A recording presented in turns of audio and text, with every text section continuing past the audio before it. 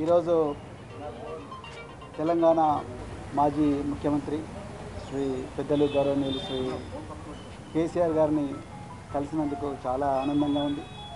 మరి ఈ తెలంగాణనే కాదు యావత్ భారతదేశం కూడా ఈరోజు లౌకికత్వం అంటే సెక్యులరిజం లౌకికత్వం ప్రమాదంలో ఉన్నది.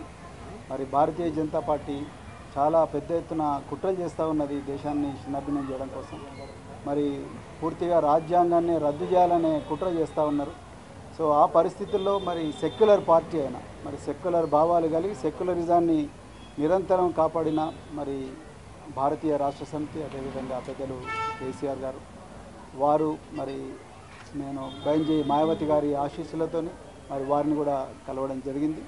సో ఈ తెలంగాణలో ఈ రాజ్యాంగానికి ప్రమాదం ఏదైతే ఉందో లౌకికత్వానికి ఏదైతే ప్రమాదం ఉందో ఈ బీజేపీ నుంచి తర్వాత మరి ఈ మధ్యనే కాంగ్రెస్ కూడా మరి బీజేపీ లాగానే మారుతూ ఉన్నది. ఈ రెండు పార్టీల నుంచి ముప్పు నుండి మరి తెలంగాణను కాపాడడం కోసం మరి మేము అంటే బహుజన్ సమాజ్ పార్టీ మరి భారతీయ రాష్ట్ర సమితితో కలిపి మరి పార్లమెంట్ ఎలక్షన్లలో కలిసి పనిచేయాలని ఇప్పుడే మరి పెద్దలు గౌరవనీయులు కేసీఆర్ గారి దగ్గర మరి మాట్లాడడం జరిగింది.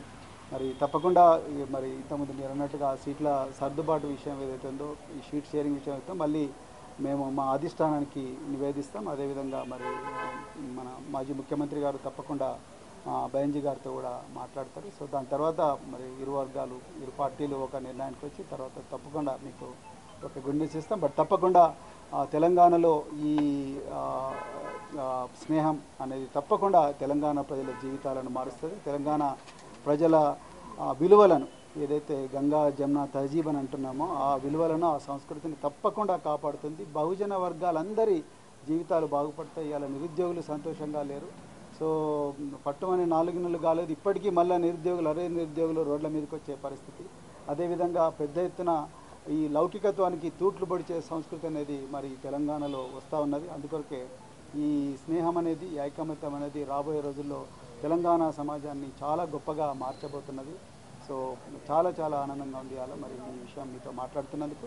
తప్పకుండా తెలంగాణ ప్రజలు దీన్ని ఆస్వాదిస్తారు ఆశీర్వదిస్తారని చెప్పేసి నేను కోరుకుంటున్నాను. కేసీఆర్ గారు మరి ఈ సమయం మాకు ఇచ్చినందుకు మరొకసారి ధన్యవాదాలు. అన్ని అంశాలు కలిసి పనిచేసే రెండు పార్టీలు ఇప్పుడు పార్లమెంట్